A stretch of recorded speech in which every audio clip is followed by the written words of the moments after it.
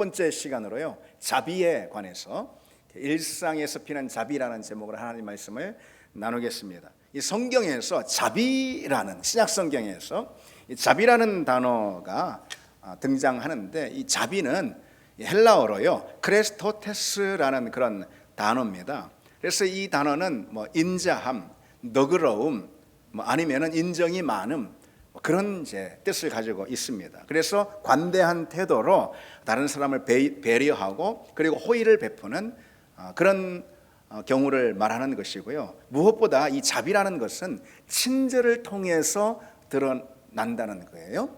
그래서 영어 성경 같은 경우는 대부분 이 오늘 본문의 이 자비라는 단어를 kindness, 친절, 또 호의, 이렇게 이제 번역을 하고 있는 것을 볼 수가 있습니다.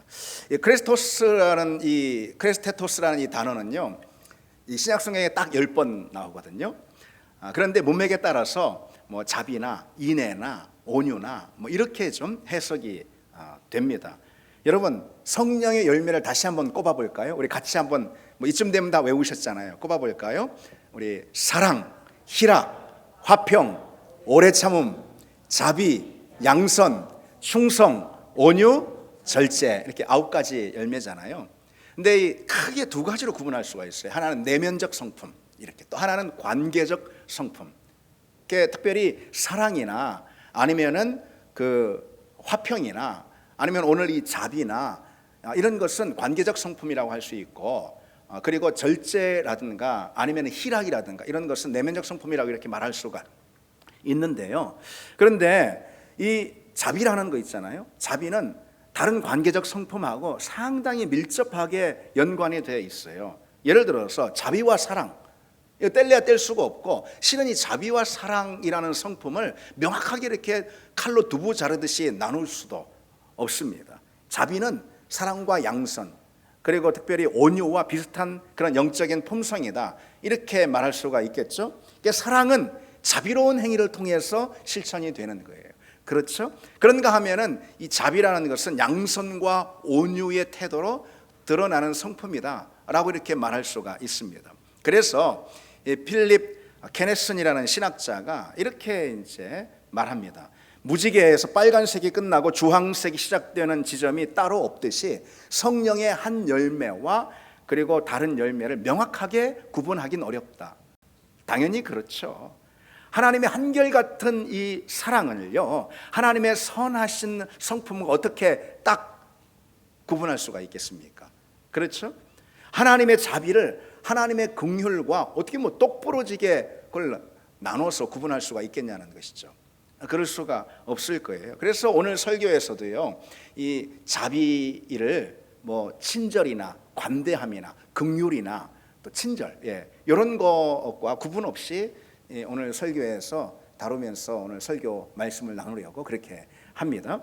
성령의 열매인 자비, 사실 이 자비만큼 초대교회 성도들을 가장 분명하게 드러내는 그런 성품도 없다라고 강조할 수가 있습니다. 이건 특별히 자비라는 성품을 오늘 나누기 때문에 그렇게 강조하는 게 아니고요, 실제로 그렇다라는 거죠. 초대교회 성도들을 가장 분명하게 드러내는 성품은 어떤 것보다도 그중 하나를 말하라면 자비다, 이렇게 말할 수가 있어요. 주변 사람들, 이웃 사람들에게 그들이 행한 자비 혹은 친절, 관대함, 용납, 인정이 많음, 이런 걸 말할 수 있는, 이게 바로 초대교회 성도들의 성품을 가장 잘 반영해 준다라는 것이죠. 누구에게나 자비를 베풀었어요. 자기를 박해하고 핍박하는 사람들에게조차도 누구에게나 초대교회 성도들은 자비를 베풀었고요, 그 어떤 누구보다도 자비와 친절을 가진 그런 사람들로 인정을 이들이 받았습니다. 그래서일까요? 이런 상황들도 종종 벌어졌다라는 것이죠. 여러분, 이 자비를 뜻하는 헬라어 단어가 뭐라고 그랬습니까? 크레스토테스라고 그랬잖아요. 그런데 그리스도, 예수 그리스도 할 때 그리스도를 뜻하는 단어는 크리스토스입니다, 헬라어로. 근데 사실 이게 두 개가 헷갈리잖아요. 비슷하잖아요. 발음이 비슷합니다.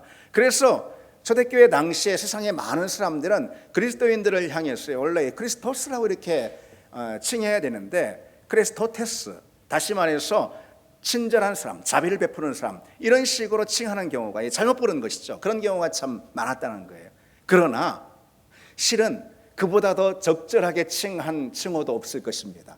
그리스도인들은 왜냐하면은 그 누구보다도 친절한 사람, 자비를 베푸는 사람이기 때문에 그런 것이죠. 실제로 초대교회 당시 그리스도인들은 주변 많은 사람들에게 자비를 베푸는 사람, 그 누구보다도 친절한 사람, 뭐 이렇게 그 평판이 있었다고 그럽니다. 로마 사회 속에 뭐 지금도 그렇지만 얼마나 각박하고요. 그때는 뭐 인권 뭐 이런 건 뭐 전혀 없잖아요. 예. 각박한 그런 속에서 초대교회 성도들은요, 그들이 배운 대로 뭐 구약 성경에서 뭐 얼마나 많이 하나님이 강조하십니까? 소외된 사람들, 특별히 고아와 과부로 칭해지는 그런 소외된 사람들 있잖아요. 그런 사람들을 굉장히 자비롭게 친절을 가지고 대했다는 것이죠. 이게 세상에는 그때 당시 기준으로 보자면 없는 거예요. 그런 것은, 그런 자비와 친절은 이방 세상 사람들에게는 없는 거예요. 그것을 초대교회 성도들이 보였습니다. 그러니까 이들이 그리스도인 됨이 아주 두드러지게 부각이 됐던 거예요. 뭘 통해서? 이들이 행하는 자비와 친절을 통해서 그랬습니다. 이들은요, 자신과 가까운 사람들은 뭐 당연한 것이고 전혀 상관없는 낯선 사람들에게까지도 자비와 친절을 베풀었고요. 그리고 심지어 자기를 그렇게 박해하는 그런 로마 제국의 이방인들 있잖아요. 자기를 박해하는 세상 사람들에 대해서도 자비와 친절을 거두지 않았다라는 거예요. 그래서 박해하는 사람들이 그리스도인들을 향해서 아주 의아해하면서 이 사람들 왜 그렇게 친절하고 이 사람들 우리를 이렇게 선대하는 이유가 어디 있을까? 라고 그렇게 물을 정도로 초대교회 성도들의 이 자비는 교회 가운데 가장 두드러진 그런 성품이었습니다. 그렇게 초대교회 성도들은요, 자비와 긍휼의 실천에 있어서 이교도에 뭐 어떤 누구도 따라올 수 없을 정도로 탁월한 그런 자비와 친절을 행했는데요. 특히 이제 3세기 중반에 알렉산드리아에 그 전염병이 막 횡행할 때, 초기 교회 역사를 보면은요, 이런 대목들이 참 많이 나와요. 세상 사람들과 초대교회 성도들이 분명하게 구분되는 그 구별점이 있잖아요. 이런 것들이 이제 초기 교회 역사를 읽어보면 참 많이 나오는데, 그 중에 이제 말씀드린 대로 3세기에 알렉산드리아에 전염병이 막 이렇게 돌 때 있잖아요. 그때 그곳의 목회자인 디오니시우스가 그 당시 상황을 이렇게 묘사하고 있는 장면이 기록으로 남아 있습니다. 이교도들은, 다시 말해 세상 사람들 말하는 거예요, 그들 가운데 질병의 징조를 보이는 자들을 내쫓았을 뿐 아니라 가장 가까운 이웃들까지도 외면해 버렸다. 아직 숨이 붙어있는 병자들을 거리로 내쫓았으며 시체를 묻지도 않은 채 유기해 버렸다. 막 전염병이 돌으니까 무서웠어요. 공포 때문에. 아직 숨이 붙어 멀쩡히 살아있는데 그들을 그냥 그 전염병에 걸렸다는 이유 하나로 그냥 다 도시에서 내쫓아 버리고요. 가까운 사람, 가까운 이웃들조차도 외면해 버렸다. 시체를 막 유기해 버리고. 그런 정말 비참하고 끔찍한 상황이 벌어지는 그 환경 가운데, 그러면 알렉산드리아에 있었던 초기 그리스도인들은 어떻게 했냐? 자기들 가까운 사람들뿐 아니라 먼 사람들, 다른 이웃들까지도요, 그들의 질병을 돕고 간호하고 하면서, 그러면서 목숨을 잃기까지 하는 그런 상황이 있었던 거예요. 그래서 주변 많은 사람들에게 그것이 상당히 그들에게 아주 깊은 인상을 줬던 것입니다. 그러니까 여러분 이해가 될 만도 하죠. 초대교회가 그토록 크게 부흥했던 이유가 어디에 있는가 금방 이해가 됩니다. 그토록 초대교회가 박해를 많이 받았지만 그럼에도 불구하고 날이 가면 갈수록 성장했던 이유, 그건 초대교회 성도들, 초기교회 성도들이 세상과 분명하게 구별되는 그들이 가진 성령의 열매인 이 자비, 이 친절, 너그러움, 관대함, 인정만함, 바로 그것을 실천했기 때문에 그렇다는 거죠.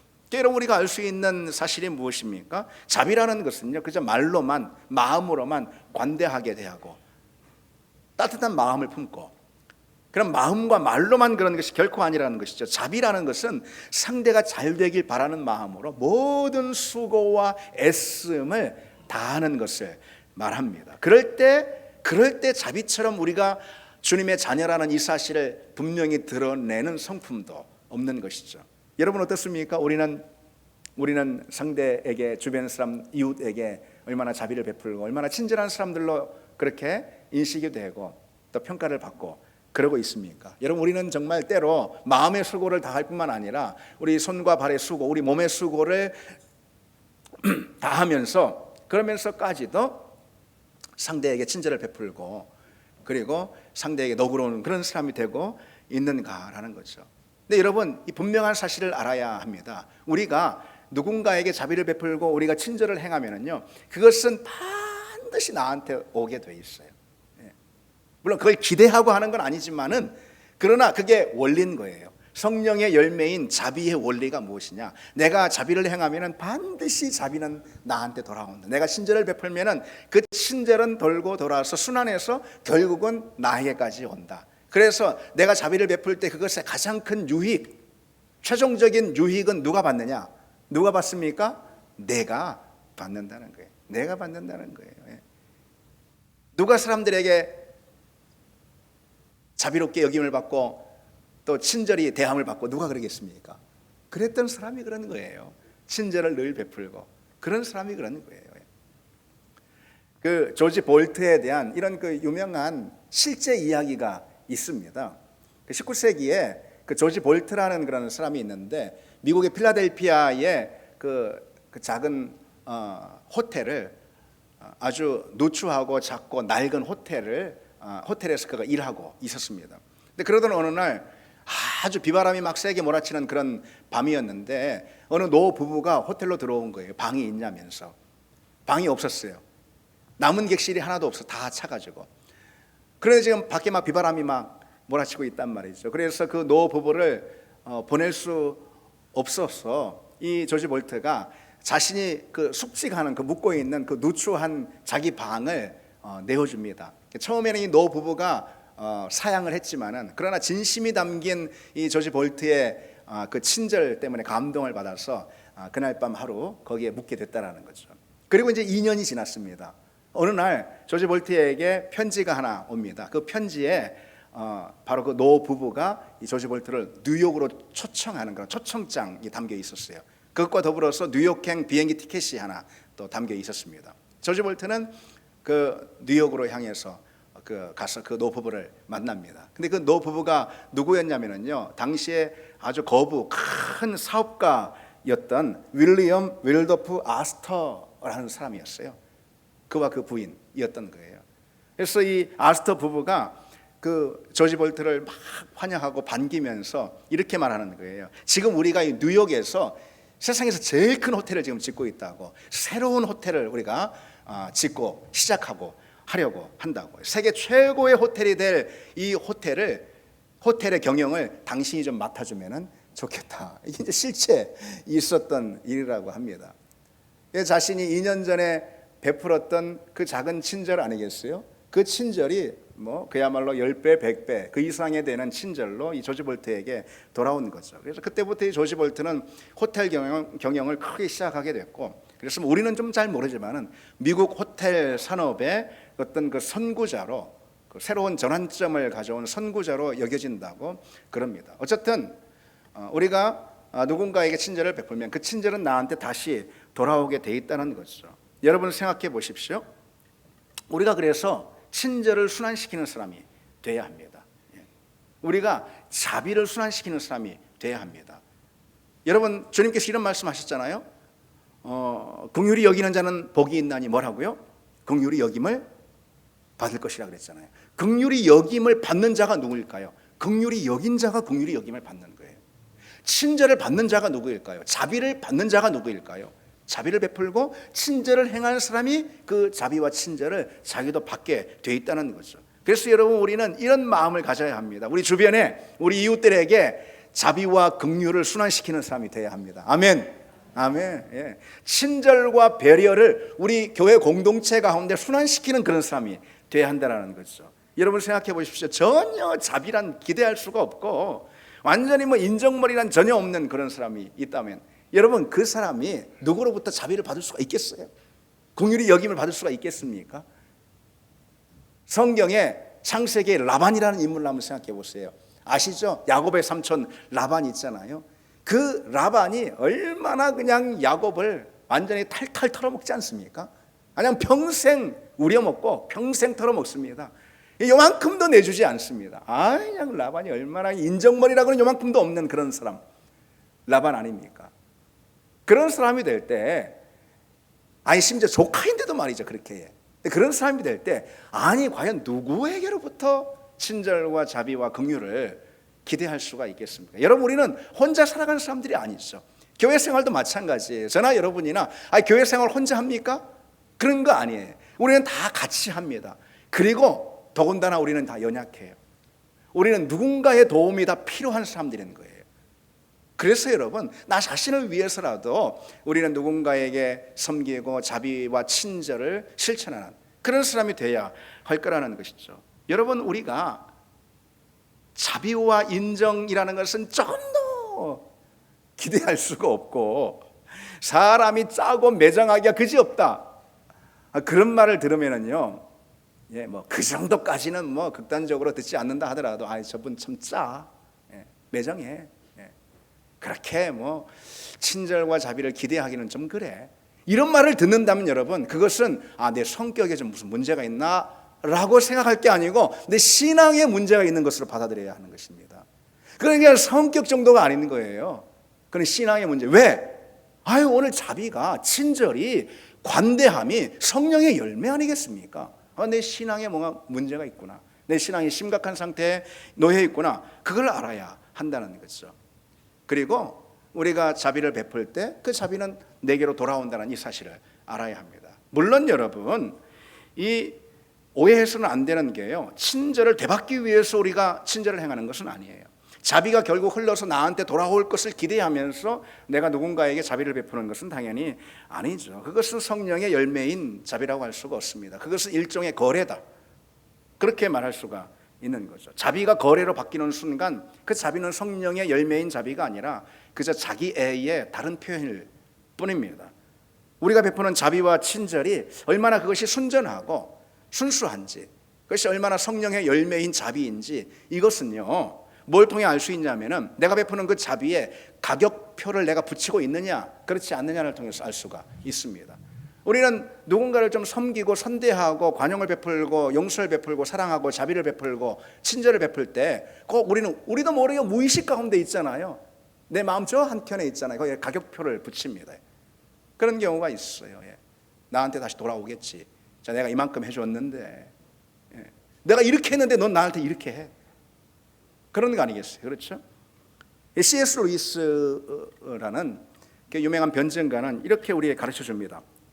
완벽한 우정의 표지는 곤경에 처할 때에 도움을 주고받는다는 사실이 아니라 도움을 주고받은 뒤에도 두 사람 사이에 아무런 변화가 없다는 사실에 있다. 무슨 말인지 아시겠죠? 우리가 완벽한 우정의 관계, 서로 참 좋은 그런 사랑과 우정의 관계, 그건 뭘 통해서 알 수 있느냐? 내가 곤경에 처했을 때 저 사람으로부터 도움을 받느냐, 저 사람이 곤경에 처했을 때 내가 도움과 섬김의 손길을 행하느냐, 여기에 있지 않다라는 것이죠. 누군가 곤경에 처했을 때 그걸 돕고 섬기고 한 다음에도 전혀 그 관계에 있어 어떤 변화도 없는 것, 그게 바로 진짜 우정이다, 그렇게 가르쳐주고 있습니다.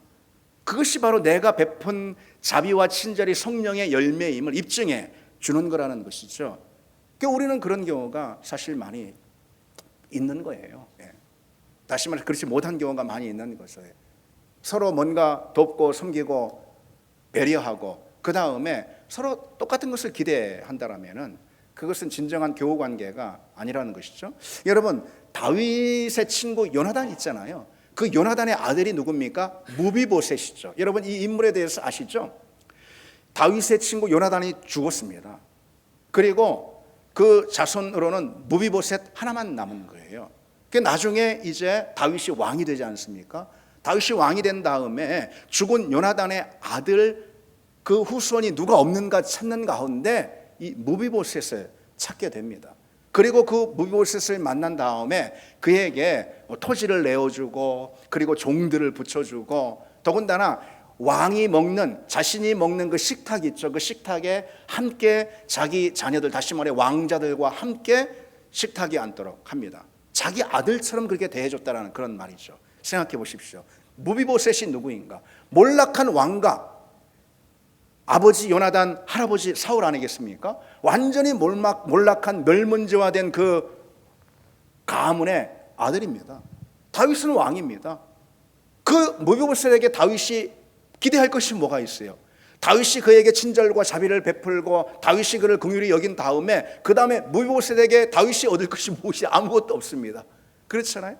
그런 가운데 자신의 것을 내어주며 긍휼히 여기고 친절을 베푸는 바로 그 친절, 그 자비, 이것이야말로 성경이 오늘 말씀하는 성령의 열매라는 것이죠. 여러분, 우리는 어떤 것도 기대하지 않고 서로에게 우리 자신을 내어주는 그런 친절과 자비를 행할 수 있는 그런 우리 교회, 우리 성도들이 다 되시기를 바랍니다. 성령의 사람은 그처럼 친절과 자비로 행하는 사람, 친절과 자비를 우리 일상의 자리에서 열매로 맺는 사람이라는 거예요. 그럼 여러분, 이제 우리 삶 속에서 이 친절과 자비라는 것이 그저 우리 입으로만 말하는 이론이 아니니까요.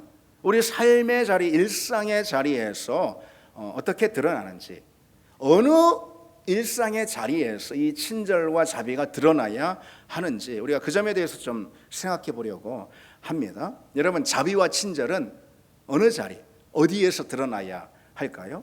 첫째로요, 우리가 그것을 몇 개 간단하게만 요약할 텐데 여러분의 마음으로 좀 기억을 하시기 바랍니다. 첫째로, 자비와 친절은요, 가까운 사람들에게 실천이 돼야 합니다. 가까운 사람들에게 이 자비와 친절의 열매가 맺어져야 한다는 거예요. 우리는 보통 관계가 먼 사람들 있잖아요. 그런 사람들에게는 괜히 쓸데없이, 쓸데없는 것까지는 아닌데 격식 차리느라고, 예의 갖추느라고 그런 사람들에게 괜히 친절을 하려고 하고 그런 경우가 있습니다. 그럴 필요가 없는 그런 사람들에게 TV에 나오는 사람들한테 만나서 친절을 베풀 필요는 굳이 없잖아요. 예.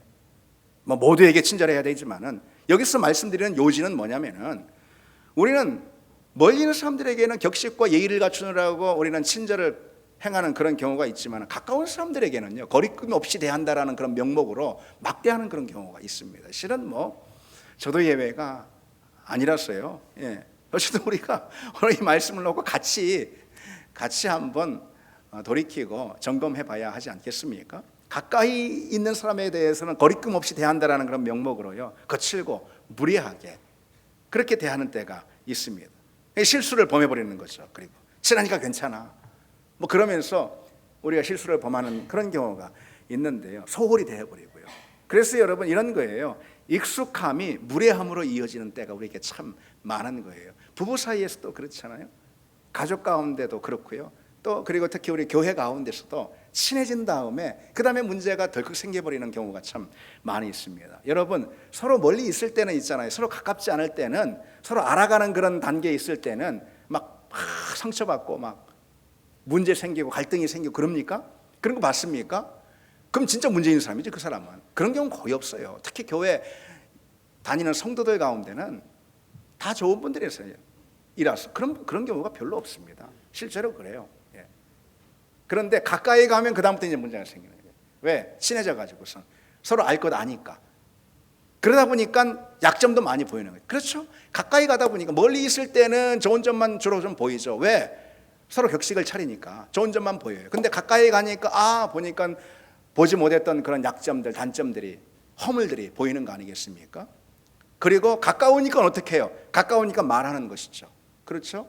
처음에 연애 시절에는 좀 단점이, 약점이 이렇게 보여도 말하지 못하죠. 예.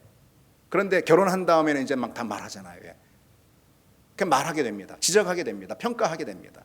그러니까 이 가까워지면서 어려움이 발생하고 오해가 생기고 상처가 나는 이유가 다 거기에 있습니다. 근데 여러분, 한번 생각해 보십시오. 실제로 있잖아요. 실제로 가까운 사이일수록 더 많은 은혜와 긍휼과 친절과 배려가 필요한 거예요. 가까운 사이일수록. 왜일까요? 말씀드렸듯이 가까운 관계에서는 상대방의 연약함과 부족함이 더 많이 경험되기 때문에, 더 많이 노출되기 때문에 그렇습니다. 그래서 그런 경우야, 가까이 있는 사람인 경우야말로 더더욱 배려가 있어야 되고 친절이 있어야, 관대함으로 대해야 그 관계가 유지가 됩니다. 우리는요, 굉장히 위선적인 때가 있습니다. 교회를 예를 들자면은 해외 선교 가자 그럽니다. 베트남에 몽골에 우즈베키스탄에 알지도 못하고 이름도 얼굴도 알지 못하는 그 사람에게 헌신한다고 선교를 준비하고 그럽니다. 여름에 선교 떠난다고 단기 선교팀이 준비합니다. 네. 제가 예전에 청년부 단기 선교를 준비할 때 기억이 납니다. 그래서 서로 가까운 사람들끼리 막 그렇게 좀 멀리 얼굴도 알지 못하는 사람 섬긴다고 선교한다고 막 준비하고 막 그러는데 그 가까운 사람들이 서로 막 싸우고 상처나고 막 어려움이 막 생겨버리는 거예요. 어려움이 막. 그게 위선 아니고 뭐겠습니까? 연약함이죠 또 한편. 우리는 먼저 가까운 사람들에게 친절을 하고 가까운 사람들을 먼저 화목으로 대하는 그런 우리가 되기를 바랍니다. 둘째로 이 자비와 친절이라는 것은요 좀 써먹하거나 아직 친하지 않은 사람들에게 실천이 돼야 합니다. 반대로 말이죠. 좀 서먹서먹하고 아직 가깝지 않은 그 사람에게 이 자비와 친절이 실천이 돼야 합니다. 우리는 친한 사람들과만 교제하려는 그런 경향이 있어요. 당연히 그래요. 뭐 나는 내성적이라서 아니요. 내성적인 무슨 외향적인 사람 누구라 하더라도 아무래도 가까운 사람과 교제하기를 원해요. 만나서 이야기하고 또 대화하기를 원합니다. 무장해제를 해버릴 수 있잖아요. 근데 좀 먼 사람은 서먹서먹한 사람이 무장을 다 자기 방어를 다 한 상태로 서로 이제 격식 갖추고 예의 갖춰서 대화하고 이렇게 내가 먼저 실수라도 하면 안 되지 뭐 이렇게 말이죠. 그러니까 가까운 사람들하고만 교제하려고 하는 경향이 누구에게나 그건 성격의 문제가 아니에요. 누구에게나 다 있다는 거예요. 그러나 여러분 성령의 열매인 자비라는 건 뭐예요? 성령의 열매인 자비라는 것은 우리로 하여금 그와 같은 관계의 담을 극복하게 만든다는 거예요. 관계의 경계를 넘어서게 만듭니다. 우리 교회 한번 생각해 보십시오. 우리 교회 안에도요 누군가의 관심과 그리고 사랑을 받고 싶어 하는 그런 사람들이 다 있습니다. 말은 하지 않아도 다 있습니다. 한번 생각해 보십시오. 교회에 그냥 조용히 예배 왔다가 조용히 집으로 가시는 그런 분들도 계시고요. 뭐 누구나 눈길을 잘 주지 않으니까 그런 거예요. 아니면은 어느 교제 모임에 들어가기 조금 머뭇거려지고 한 그런 분들도 있고요. 우리 교회에도. 그리고 이제 등록한 지 얼마 안 된 새가족이라 아무래도 이 뿌리를 내리고 하기에는 좀 시간이 필요한 그런 분도 있습니다. 근데 특히 남자들이 더 그래. 시간이 더 많이 필요해요. 남자들은 막 한 3년은 필요한 것 같아요.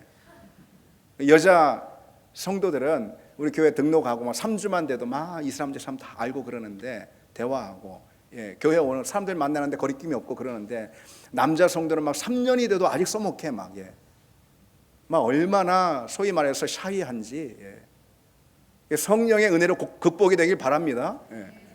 저도요 매우 샤이한 사람이에요. 제가 막 이렇게 앞에 막 서지도 못하는 사람이에요.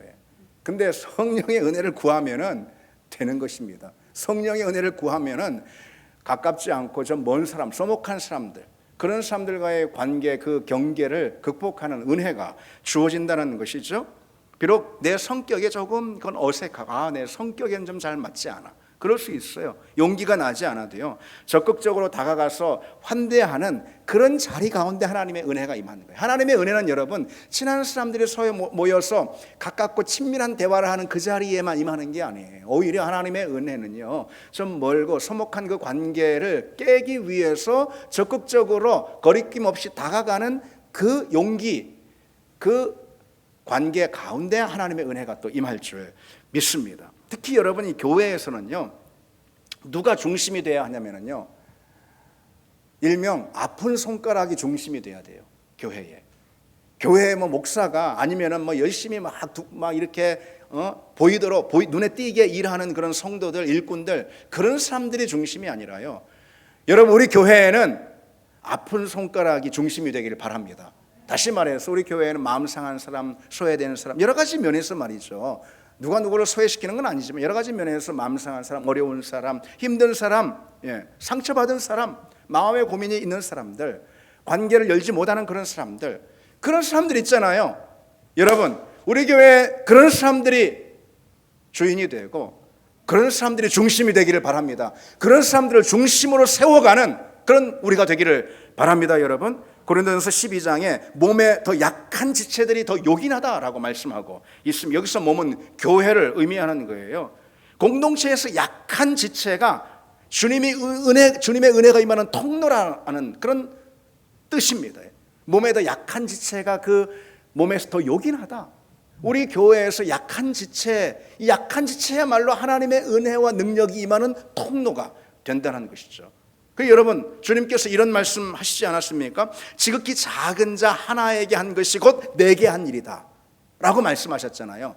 내 입장에서 보자면은 약한 자는, 지극히 약한 자는 나와 먼 사람인 거예요. 예.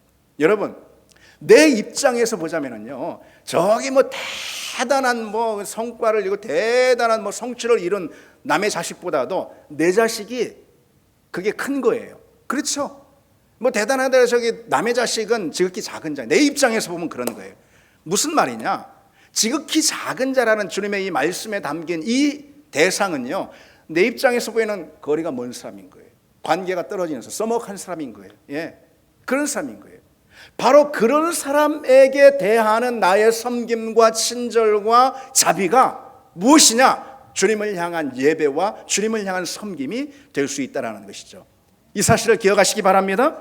세 번째로, 이 자비와 친절은 어느 자리에서 베풀어져야 하느냐? 내게 상처를 주고 나를 힘들게 한 사람에게 베풀어져야 합니다. 이것이 진정 성령의 열매인 자비입니다.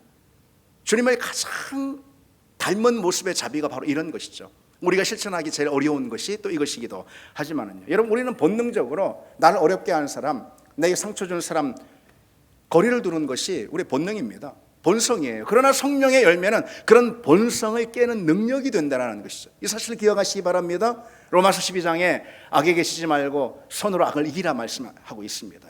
뭐 내게 상처를 준 사람이 악이다 그런 뜻은 아니고요. 예.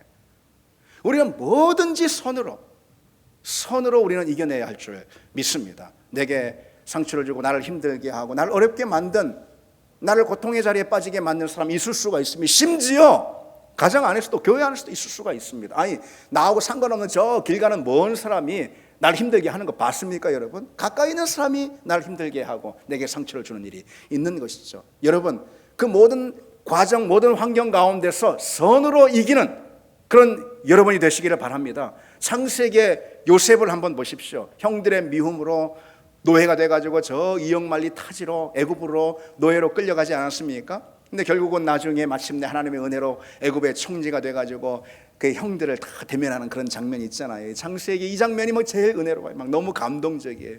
요셉이 감동적인 자비를 베풀잖아요. 그렇잖아요. 형들에게 너무 감동적입니다. 이것은 단순한 이 요셉의 용서라기보다는요, 하나님의 주권적인 섭리를 요셉이 인정하고 그 안에서 자비를 실천하는 그런 신앙적인 응답이다. 요셉의 신앙의 응답이다. 이렇게 말할 수가 있습니다. 여러분, 우리에게도 그와 같은 자비를 실천하는 용기와 은혜가 있기를 원합니다. 누구에게든, 내게 어려움을 끼친 사람에게도 성령의 열매가 자비로 맺히면은, 다시 말해 성령 충만하면은 그런 자비의 열매를 우리 가운데 맺히게 될 줄 믿습니다. 네 번째로 이 자비와 친절은 어느 자리에서 실천돼야 하느냐 나누고 있는데요. 이것은 우리 태도의 자리에서 실천이 돼야 합니다. 어디요? 우리 태도의 자리에. 우리는 상당히 성마르고 거칠고 그리고 무례하고 사납습니다. 특히 현대인들이 그래요. 세상이 막 각박해요. 그 각박한 세상에서 막 우리가 경쟁하고 살아남고 막 그러다 보니까 나한테 제대로 선대해 주는 사람이 뭐 세상에 몇이나 돼요, 여러분. 사회 가운데 세상 속에서 나한테 진심 어린 친절과 자비와 긍휼을 베풀어 주는 사람이 과연 몇이나 됩니까? 세상은 막 머리 터지게 막 각박합니다. 그렇게 살아가다 보니까 세상에 섞여서 그러다 보니까요, 우리 상당히 사나워지고 있고요. 우리가 참 그렇습니다. 거칠고 그렇습니다. 누가 내게 조금만 실수하고 잘못을 해도요, 그게 하나의 어떤 경계심, 나 자신을 지키는 방어 기제라고 할 수도 있는데요, 확 화를 냅니다. 막 차가 조금 끼어들었는데 그냥 막 무슨 뭐 전쟁이라도 뭐 난 것처럼 막 그냥 난리가 납니다. 확 짜증을 내고 막 그렇습니다. 뭐 조금 더 배려하거나 부드러운 태도로 넘어가지질 않는 거예요. 그러면은 내가 진다. 그러면은 세상에서 내가 뒤처진다. 뭐 이런 그게 세상 아니겠어요, 그게? 이 우리 이제 본성 자체가 그렇게 워낙 나쁘다. 라기보다도 우리가 세상에서 그런 태도로 이렇게 만들어지고 길들여졌다라고 할 수도 있습니다. 그래서 친절과 이 배려라는 것은요, 의도적으로 연습하지 않으면, 훈련하지 않으면 잘 안 되는 거예요. 스스로 내가 이 자비와 친절을 훈련하지 않으면 되지 않습니다. 훈련하길 바랍니다, 여러분. 훈련하심으로 이것이 우리 성품으로 내면화되기를 바랍니다. 저 서울에 김기현 목사님이라고 있습니다. 이분이 이런 못 들어보셨을 거예요, 아마. 이 미인대칭이라는 이 책을 냈는데요. 이제 이 책에 지금 뭐라고 되어 있냐면요, 이분이 미인대칭 국민운동본부라는 것을 설립해서 운영하고 있어요. 뭐 이름은 막 거창하죠, 그렇죠? 미인대칭 국민운동본부 들어보셨습니까? 이게 뭐냐면은 미인대칭, 미소로 인사하고, 같이 한번 해봅시다. 미소로 인사하고, 대칭, 대화로 칭찬한다. 뭐 별거 아니에요, 그렇죠? 근데 미인대칭 국민운동 본부라니까요. 그래서 막 운동을 일으키는 거예요.